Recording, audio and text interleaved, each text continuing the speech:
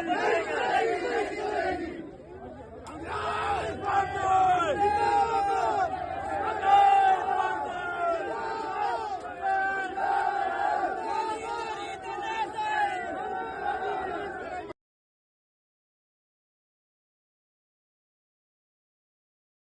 के अंदर, प्रत्येक गांव के अंदर लगभग 500 से 1000 टांकों के बीच हर गांव के अंदर टांके बने हैं। तो कितना बड़ा नरेगा के मकसद से काम हुआ और लोगों को यहाँ रोजगार मिला।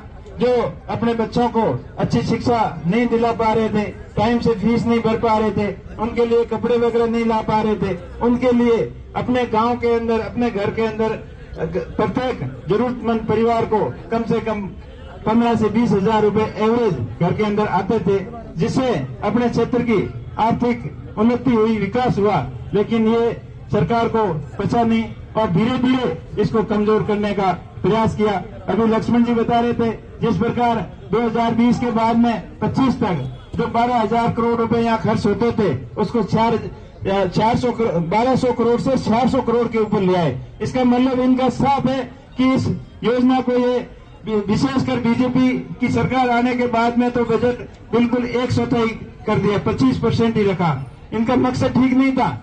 और फिर अभी पुरस्कार की बात हो रही थी कि नरेगा के अंदर बनने वाले टोंकों की वजह से राष्ट्रपति जी ने बाड़मेर जिले को पुरस्कार दिया, लेकिन इन सरकार की ऐसी नियत थी नहीं काम करने की। तो आपने तो अभी इस वित्तीय वर्ष और पिछले वित्तीय वर्ष में जितने आप आंकड़े बता रहे हो उतने काम ही स्वीकृत नहीं किए, तो कहां से आप पुरस्कार लेके आए? ये तो पिछली सरकार और शुरू से काम जो ये मनरेगा के अंदर बनने वाले टांके थे, उनके 4-5 साल के आंकड़े को इकट्ठा करके आप पुरस्कार लेके आके बाड़मेर वालों को राजी भले ही कर दिया, लेकिन आपकी नीयत साफ नहीं थी। और अब आपने साबित कर दिया कि इस पूरी योजना का स्वरूप ही बदल दिया। आपने 60-40 का हिस्सा राज्य के अंदर, राज्य के नाम पर 40% राज्य कहां से खर्च करेगा? पहले 10% हिस्सा आता था, वो भी नहीं दे पा रहे थे। आज स्थिति ये हो रखी है कि ग्रामीण क्षेत्र के अंदर, ग्राम पंचायतों के अंदर मटेरियल सप्लायर के ठेकेदारों के पैसे 3 साल से बाकी पड़े हैं और 500-550 करोड़ के रुपए वो है जिसके बिल फीड हो गए।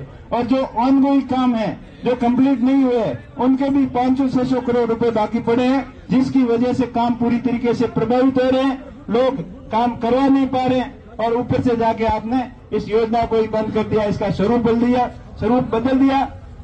कांग्रेस पार्टी पूरे देश के अंदर इस योजना का विरोध कर रही है और विरोध जब तक करती रहेगी तब तक इस कानून को वापस नहीं लिया जाता। तो हमने को कड़ा संघर्ष करना पड़ेगा कि ये गरीबों के, जरूरतमंद लोगों के लिए एक हितकारी और जन कल्याणकारी योजना थी, जिसको किस प्रकार इसने इन डबल इंजन वाली सरकार ने कुठाराघात करते हुए इस योजना को बंद करने का काम किया है। तो इसका पूरे देश के अंदर हम सभी विरोध करते रहेंगे और जब तक विरोध करते रहेंगे तब तक इस योजना को पुनः उसी स्वरूप में लागू नहीं किया जाता।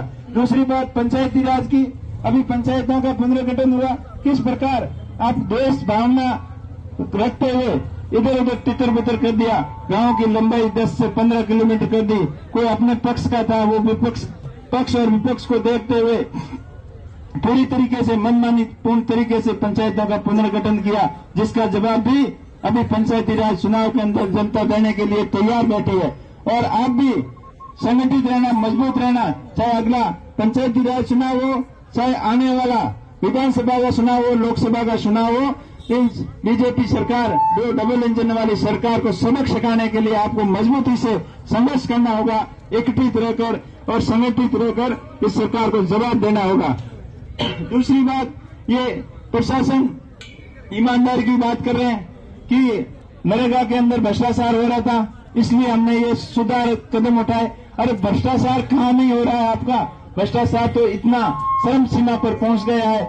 जो आप सत्ता के अंदर आए, भ्रष्टाचार के मुद्दे पर, महंगाई के मुद्दे पर, उन मुद्दों को तो छोड़ गए। आज डॉलर के मुकाबले रुपए की कीमत कितनी हो गई? जब ये सत्ता के अंदर आए थे तो इनका एक ही मकसद था कि हमारा रुपया कमजोर हो गया और हमें सत्ता दो, हमें रुपये को मजबूत कर देंगे, महंगाई को घटा देंगे। कहाँ घटी महंगाई? गैस सिलेंडर 300 से 1100 रुपए हो गया और डॉलर की कीमत जो 55-60 रुपए थी अभी 90 पार हो गई। पेट्रोल डीजल 60-65 का था, 100 से पार हो गया। ये खाली अपनी नाकामियों को छुपाने के लिए इस तरीके की नई नई योजनाओं का नाम देते हैं। काम करने का इनका मकसद नहीं है। धर्म और राजनीति के नाम पर लोगों को भड़काना, गुमराह करना और नए नए ऐसी योजना लाकर और लोगों को ध्यान भटकाना, यही इनका मूल मकसद रहा है। क्योंकि अब बहुत सारी योजना लेके आए। आपने पहले सुना था कि स्मार्ट सिटी नाम की योजना लेके आए। कौन सी सिटी स्मार्ट लगी?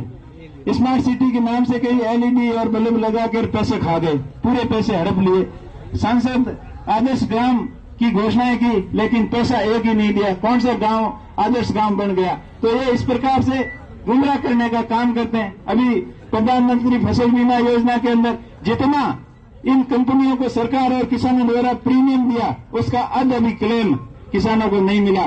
तो हर मोर्चे पर यह सरकार विफल रही है। चाहे चिकित्सा का मामला हो, शिक्षा का